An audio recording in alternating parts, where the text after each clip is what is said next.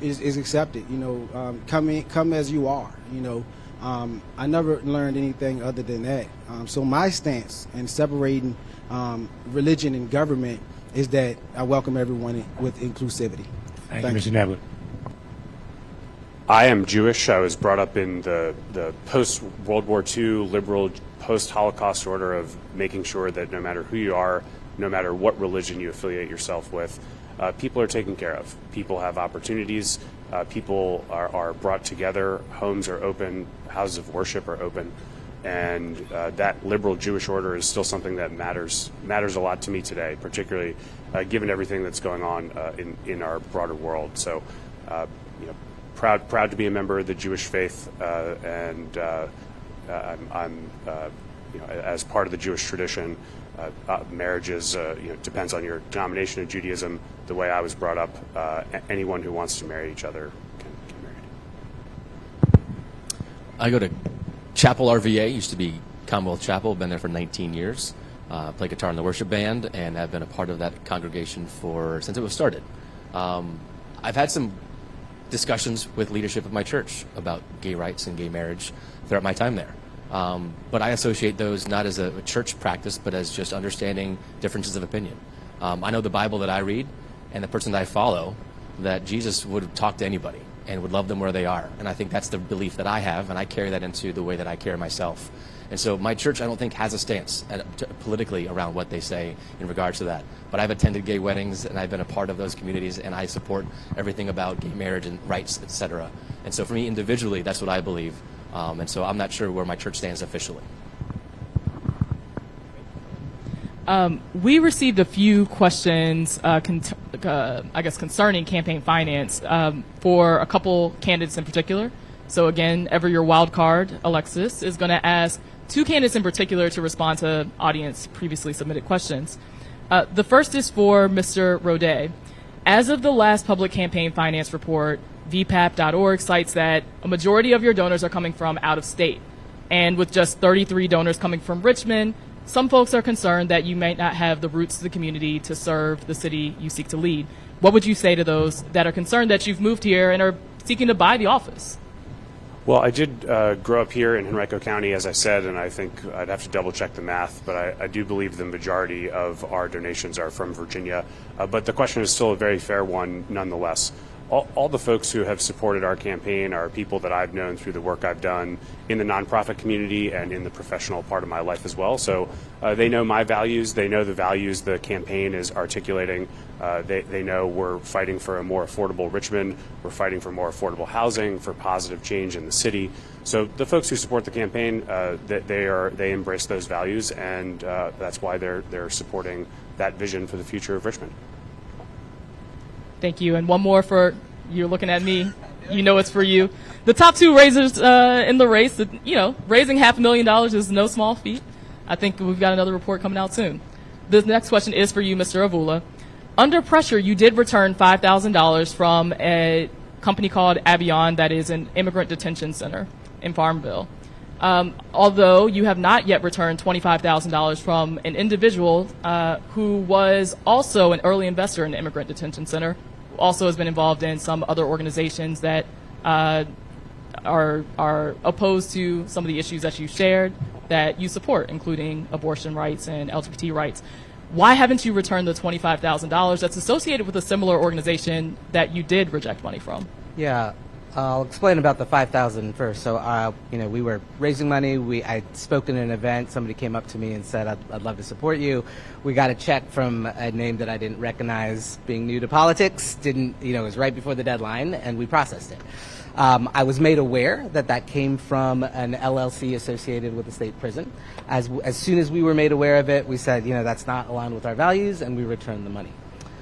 The second case from an individual who I've had a long relationship with, I think it's a different case, right? Taking money from somebody who I know who has his own story, and I'm not going to share that here. I've shared it with some of you in the audience, but has really compelling reasons to step away from maybe some of the beliefs that they had previously. And I think the other thing that's true, and the next time we have a financial report, you'll see this, that there's a lot of people who support me. I'm very clear about the things that I've committed to, the work that I've done in justice and equity, the social values that I hold. And there's a lot of my donors who I may not agree with their social positions on things, but they believe that I am the most qualified candidate to help Richmond City's government move forward, right? I mean, I think the business community really sees the need in Richmond to build an Time has expired. organization. Thank you so much, sir. Okay. I think we are at, I got us all, so let's start back with Michelle. Starting with Miss Me. Moses. I sense your power. What can I say? One of the realities of our low-income neighborhoods, they are food deserts. They are devoid of grocery stores and, in fact, access to nutritional foods. What can a mayor and council do to address this problem, or is this just one of those stubborn realities of the marketplace? As we see food chains consolidate and avoid areas where the already slim margins of return are even slimmer or non-existent. So I think that there's a couple of things. Number one, I was a part of a council from 2012 to 2016 where we had an opportunity to really lobby and be successful with the market at 25th in the 7th District where there's a food desert. Dr. Newbill was a true advocate, and we were able to help her in that endeavor. The Richmond 300 also talks about the rooftops, and so it's, for me, have we gone back to look at the databases, or is there a database that tells us how many rooftops that we now have in the Manchester area and all of the growth that we have that could spark a grocery store down in the Manchester area? As well as Dr. Newbell and I have had numerous conversations to see that if we are having a conversation with one grocery store, how do we begin to have that conversation that says, if you bring 3 trucks, what does that look like for 3 trucks to come to service the city of Richmond? So it's having the conversations and being able to bring the outcomes. And I've been able to work with council to do it before with the market at 25th. I believe we can do it again as mayor. Could you just repeat that question for me, please? It's a reality in low-income neighborhoods. They are food deserts, devoid of grocery stores, and as a result, residents are denied access to nutritional foods. What can the mayor and council do to address this, or is this just one of those stubborn realities of the marketplace, that grocery store chains are consolidating, the returns per store are very narrow, and that these larger, very profit-oriented enterprises are just going to avoid these lower-income neighborhoods? Thank you, Mr. Shapiro. So, when it comes down to it, I lived all over the city of Richmond, and one thing I know for sure is a lot of people in Southside. There's no question. The food desert that's there is pretty much unnecessary. We have Elwood Thompson, which is a health food market. We have the Good Food Market as well, that's similar, which are smaller stores, right? I believe we need to invest in that area, right? We spend a lot of money in other areas. I believe we do need to create self-sustainability for communities and offer opportunity for individuals in the community to work those stores. I think we could take an innovative approach with having dialogue with City Council and with the mayor's office in that approach. I believe there's no question that there shouldn't be any more hurdles, and there shouldn't be anything holding us back from ensuring that we just put a store there. We have enough people. That's the time. Thank you. And please, everybody just got to get the same amount of time. Some people running over. Yeah, I just want to make sure. Everybody sees. Yeah, it. just keep an eye on Mr. Billy here and look for that fist. We're letting him hold it for a little bit before we try to cut somebody off. Mr. Rodet. I think if we can invest taxpayer money in baseball stadiums, subsidizing baseball stadiums, then we can invest taxpayer money in subsidizing food deserts. That's just seems straightforward.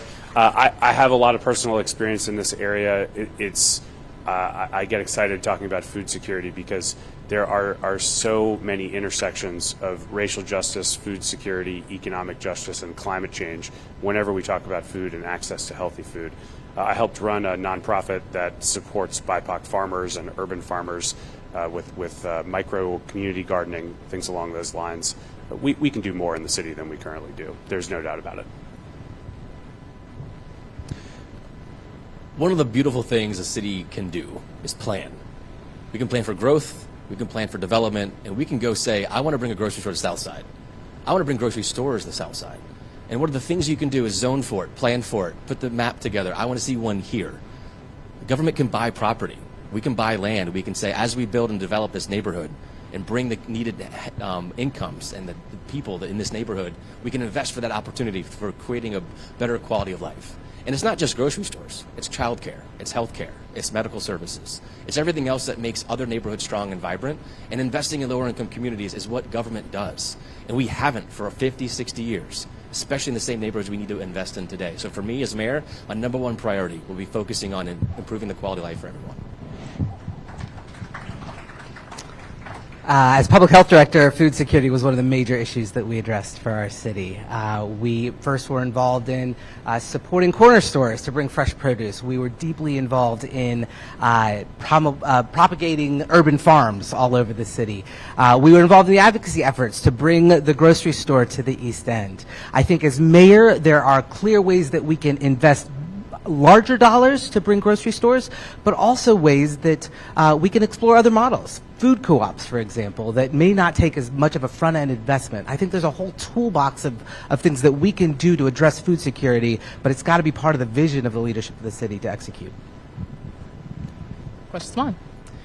City Council recently changed the public comment rules, and some advocates have submitted a question asking, what would you do to help protect residents against what some would call suppression of public comment? Changing the rules that would require you to state what the agency is about your concern, some would say has the net effect of just reducing participation in our government. So I think the question is first for Mr. Neblett. How would you protect citizens' right to participate in their city government? Do you support the recent changes to City Council's public comment period? So, as I mentioned, we've always support and want to push for equitable city, and especially a city government. Having an open access, that's the point of having a mayor's office that gives community the opportunity to have a seat at the table. That's a clear and direct message to those who want to have advocacy and they want to express their concerns, and I believe that we do need to support that in every way, because with that we'll be able to thrive and we'll be able to push forward and having a new way forward in regards to our communication with our community members. Thank you. I think it's important to get to some form of balance on this issue. I'm a strong supporter of First Amendment rights. We also can't have council meetings where there are extremely legitimate city issues being faced where people can't comment because there is an attempt to focus only on one other issue depending on what the issue of the day is in world affairs. If someone needs to ask a question about the finance department, they need to be able to do that. So this is a balance. I trust our city council to continue to find that balance. It seems like we're still working through this new set of rules. I'd say it's too early to tell whether or not there's something that should be in place permanently. But I hope that all of the interested parties can continue to work together to find the right spot so that we can discuss issues that are important to the city without putting people in a position where they can't express their views on other issues. Well, as the sitting council person on this stage, I can say that this change in policy came from a recommendation from the city attorney's office and from best practices across the state of Virginia. It was not taken lightly, but it started this time last year. So it seemed that this restriction came up at the timing where it was then needed for certain conversations before council. And so I understand the call for action. I do believe there is a balance needed between public comment, but also legislative priorities. We need to hear from the people. I've always had monthly town hall meetings. I'm available in multiple formats. And so one of the things is how do we make sure that people are engaged where they are? Coming to City Hall should not be the only way you engage. It's hard to find parking. It's hard to get in the building. It's hard to find a place to sit. So we need to find a way to modernize our public engagement platform so that everyone can have a voice.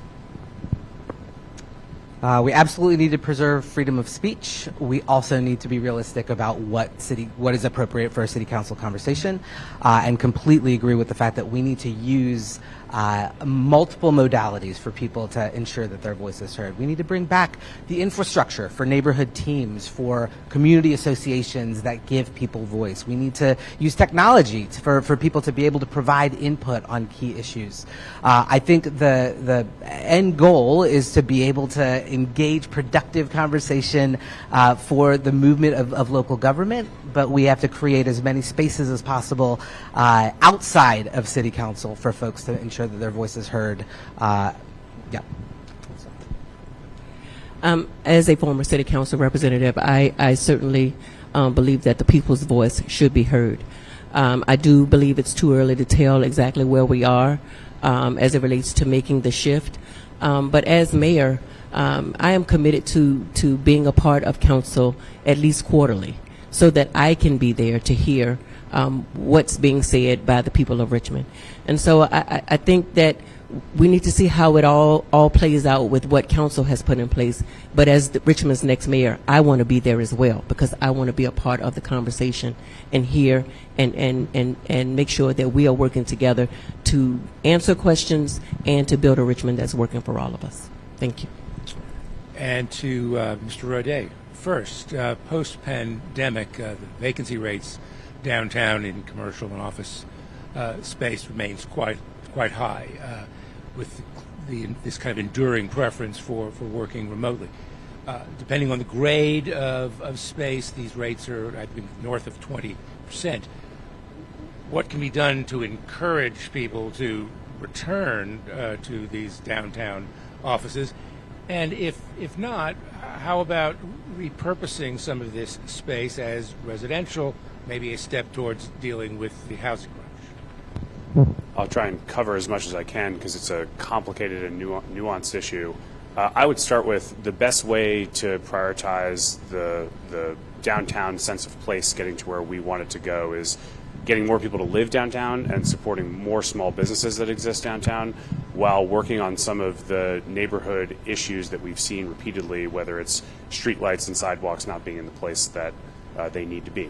As someone who's worked shoulder to shoulder with small businesses in our community for almost the last 5 years, I've seen firsthand when we support our small business owners, our community succeeds. And we can absolutely do that with a focus on downtown. The issues that Jeff mentioned are extremely nuanced and complex. Repurposing alone is a fascinating topic. Our commercial residential stock is aging. We need a plan for downtown. I think it has to start with getting more people to live there and improving the quality of life for businesses that are there as well. Yeah, downtown's a big empty donut hole in the city, and it's, I think, unfortunate, but it's also a product of our own an improvement. As a business owner, we need to clean up the permitting process.